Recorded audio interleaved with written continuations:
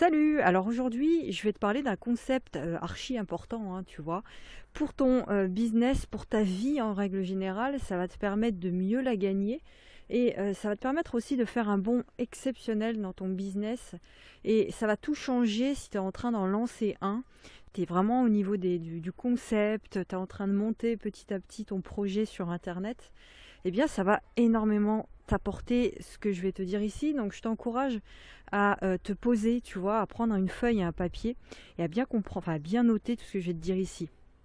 Alors, l'intérêt de ce podcast, c'est te donner les clés, si tu veux, pour faire un bond dans ce que tu fais, pour gagner mieux ta vie, mais sans forcer, sans avoir l'impression d'être dans la douleur. Tu vois, souvent, on pense que pour réussir dans la vie, il faut souffrir tout le temps. C'est le truc, on se flagelle quoi, on se prend un fouet et bam, on se fout des coups et on croit que c'est normal, tu vois, qu'on doit absolument souffrir, qu'on doit absolument être dans l'acharnement au quotidien. Eh bien non, non. Donc ça, je pense que ça doit te rassurer. Et je te parle de ça quotidiennement en fait dans mes contenus, l'importance de se connaître. L'importance de se connaître. Et c'est tellement, tellement négligé ce truc-là parce que se connaître, ça demande qu'on regarde à l'intérieur de soi. Et souvent, on n'a pas vraiment envie de se voir tel qu'on est réellement. Et de voir ce qui va en nous et de voir ce qui ne va pas. Parce que ça fait peur, on peut découvrir certaines choses qu'on n'a pas envie de voir. Mais pourtant, il faut passer par cette case-là parce qu'il en est de la réussite de il en va de la réussite de ton projet, de savoir ça, de te connaître. Alors, bien sûr, il y a le marketing, bien sûr, il y a la mise en place de stratégies qui te permettent d'avoir le bon marketing, mais il y a le travail de base. Il y a le travail de base, il y a le travail de fondation qui est indispensable si tu veux construire du solide. Alors, donc le travail sur soi, la connaissance de soi, c'est aussi ta capacité à vouloir accepter le changement, à vouloir apprendre de nouvelles choses. Et c'est déterminant dans ta réussite. Donc, je t'explique le concept ici. Alors, il y a plusieurs zones. La première des zones, j'espère que tu m'entends bien, là je suis dehors encore. Donc là, il y a notre zone d'incompétence. La première des zones, c'est la zone d'incompétence. Ensuite, tu as ta zone de compétence. Il y a une autre zone qu'on appelle la zone d'excellence et ta zone de génie. Et c'est cette zone de génie qu'il faut découvrir. Donc je vais les passer un à un, hein, d'accord, ces zones-là, une à une. Donc la zone d'incompétence, c'est ta zone, c'est là où tu as beau forcer, tu vois, tu fais des tâches, tu as beau essayer de les faire, mais tu n'y arrives pas, quoi. C'est plus fort que toi, tu n'arrives pas, tu n'aimes pas faire ça, donc voilà, c'est ta zone d'incompétence. Ensuite, tu as ta zone de compétence, dans laquelle tu sais faire les choses. Bon, mais voilà, sans plus, ça ne te fait pas plus vibrer que ça, mais tu sais bien faire le truc. Ensuite, tu as ta zone d'excellence. Là, c'est vraiment une zone dans laquelle tu es vraiment bon, quoi. Tu fais des trucs, tu es bon dedans. Et enfin, il y a ta zone de génie.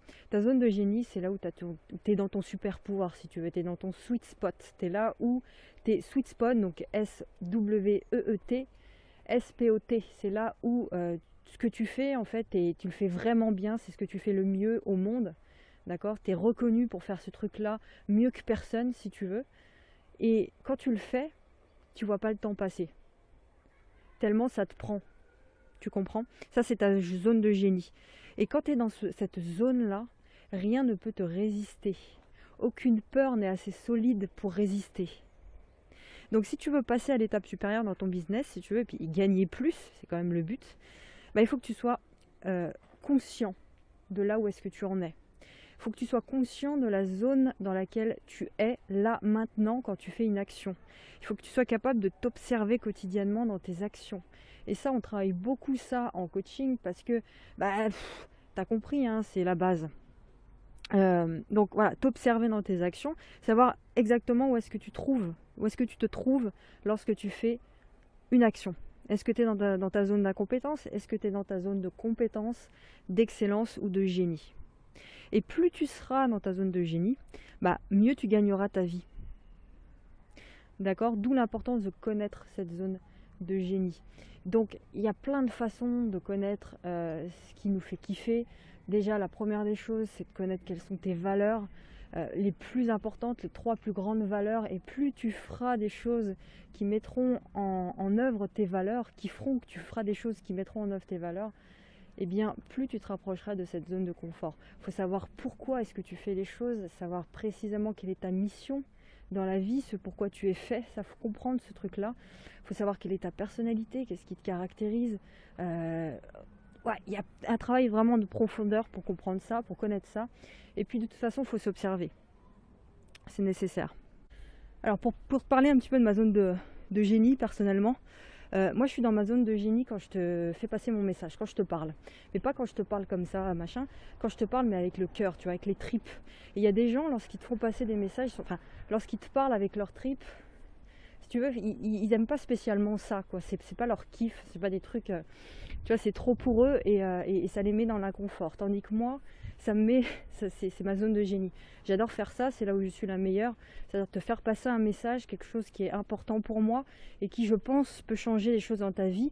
Quand je le fais passer, que ce soit à travers mes contenus ou quoi que ce soit, je sais que je connecte avec quelque chose qui est profond et je sais que ça touche et je sais que ça...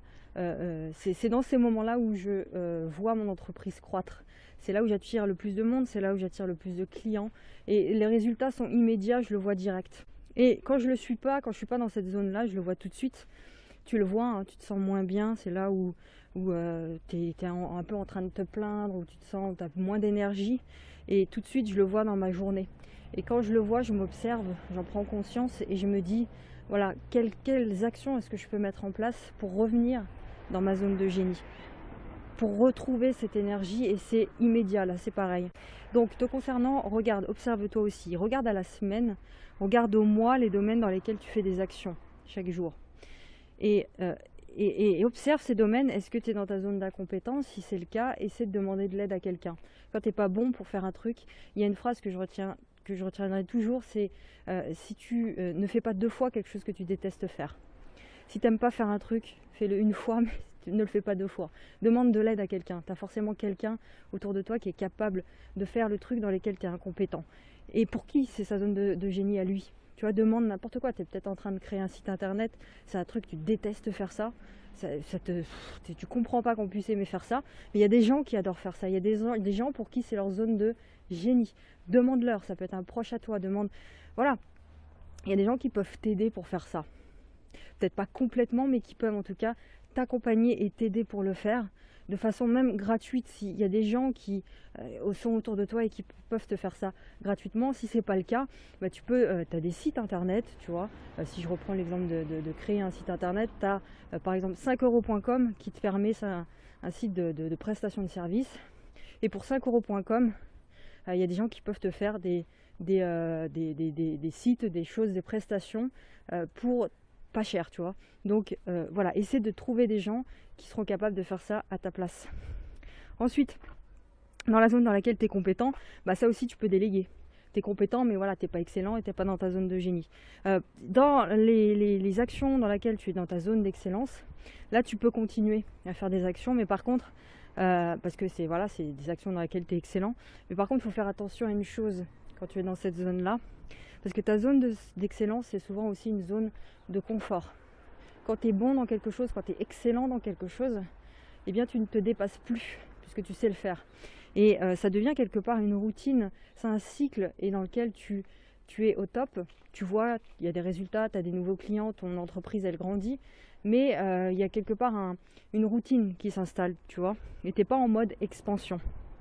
Donc, ce que tu dois faire ici, c'est pareil, c'est t'observer, prendre du recul et de voir ce que tu peux mettre en place de plus dans ce que tu fais quotidiennement pour arriver à ta zone de génie. Donc, c'est un processus, c'est une transition, tu vois, c'est pas du jour au lendemain, tu es dans ta zone d'excellence et paf, tu t'arrives dans ta zone de génie, c'est un processus, ça peut prendre du temps, ça peut se faire aussi rapidement, mais en tout cas, c'est vraiment ta capacité de vivre à travers de meilleures questions et te demander comment est-ce que je peux grandir dans ce que je fais, continuer à m'étendre. Donc le but ici, c'est de faire le ménage et de voir comment est-ce que tu peux travailler différemment en mettant en place d'autres choses, par exemple, qui te boostent encore plus, quelque chose qui te pique le cœur encore plus, si j'ose dire, et c'est là où tu vas toucher ta zone de génie.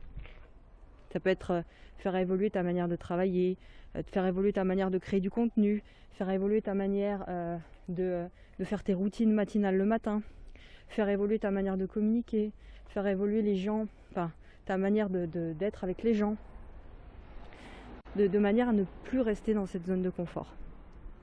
Tu comprends?